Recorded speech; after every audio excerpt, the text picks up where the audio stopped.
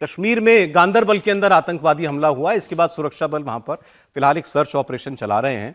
Highway पर हर गाड़ी की चेकिंग की जा रही है और कुछ ओवरग्राउंड वर्कर्स माने जाते हैं इन आतंकी तंजीमों के सिंपैथाइजर्स होते हैं। उनकी पहचान रहती है एजेंसीज के पास या जो इंटेलिजेंस एजेंसीज होती हैं उनसे पूछताछ हो रही है। और कल आतंकवादियों ने गैर स्थानीय लोगों को टारगेट करके उन पर हमला किया था। एक टनल बन रही है जो कि आप समझिए हिमाचल प्रदेश को इधर कश्मीर से जोड़ेगी। और ये अगर एक बार टनल बन जाती है तो जो भारत की सेनाएं हैं जो कश्मीर में डिप्लॉयड हैं या जो ऊपर बॉर्डर पर डिप्लॉयड है, एक तो मोबिलाइजेशन आसान हो जाएगा और इनके ऊपर रसद जो पहुंचाना है वो इजी हो जाएगा, क्योंकि दो रास्ते मिल जाएंगे। हिमाचल का भी रास्ता मिल जाएगा और इधर कश्मीर वाला रास्ता भी मिल जाएगा।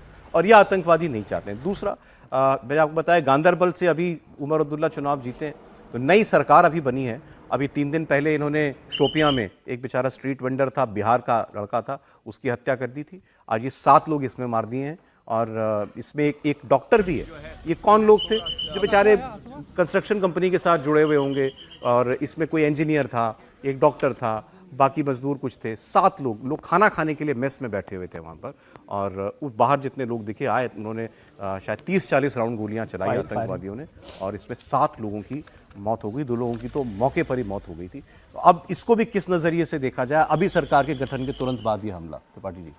नहीं, देखिए चिंताजनक तो है ही, क्योंकि चुनाव के ठीक पहले भी लगातार वो जम्मू पे टारगेट करके इस तरह के हमले हुए और इसमें बीच में लग रहा था कि जो बाहर से लोग आए सिर्फ उनको निशाना बनाया जा रहा है, लेकिन इसमें स्थानीय लोग भी हैं और बाहर के लोग भी हैं, दोनों हैं। मतलब साथ में कश्मीरी भी हैं और जो बाहर के लोग हैं वो भी हैं। दो कश्मीरी। ये तो काम रुकवाने के लिए हुआ ना। बिल्कुल। जो सबसे खतरनाक बात है कि बार बार ये लश्कर तैयबा का जो ऑफशूट है द रेजिस्टेंस फ्रंट, टीआरएफ कहते हैं, उसका नाम आता है बार बार।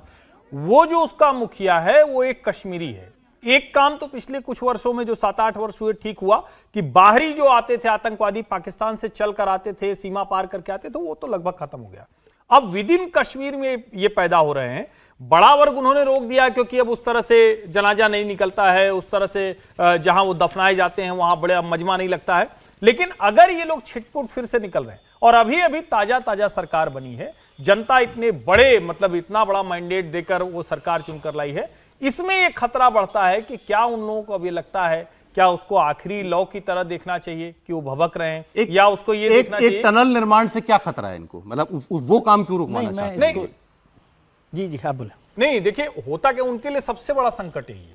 वो किस चीज क्या नहीं चाहते, 370 क्यों नहीं हटाने देना चाहते? उसके पीछे वजह यही थी कि जितने तरह की योजना है, उनको इससे भी दिक्कत थी जब जम्मू से श्रीनगर जुड़ा, उनको उससे भी दिक्कत थी जब श्रीनगर में रेलवे लाइन बनी, उनको इससे भी दिक्कत है जब रियासी से आगे श्रीनगर के लिए वो चेनाब पर ब्रिज बन रहा है। तो कश्मीर के लोगों के लिए सुविधा होगी ना? कश्मीर के लोगों के लिए है ना। हाँ। लेकिन अगर सेनाएं आसानी से पहुंचेगी, और मैं कई बार इसको कह चुका हूं कि देश में जो बस्तियां होती हैं जहां पुलिस की जीप आसानी से नहीं जा सकती है, वो सबसे बड़े अपराध के अड्डे होते हैं। धारावी भी अगर है तो जब अंडरवर्ल्ड का सबसे ज्यादा चलता था तो सारे गुंडे माफिया वहीं रहते हैं। नक्सलाइट को भी जोड़ दिया। नक्सलाइट भी वही जोड़ रहा हूं कि आप देखिए डेवलपमेंट नहीं पहुंच पाती है तो वही आतंकवादी टेरर जो करने वाले लोग हैं वो हमेशा डेवलपमेंट के खिलाफ होते हैं।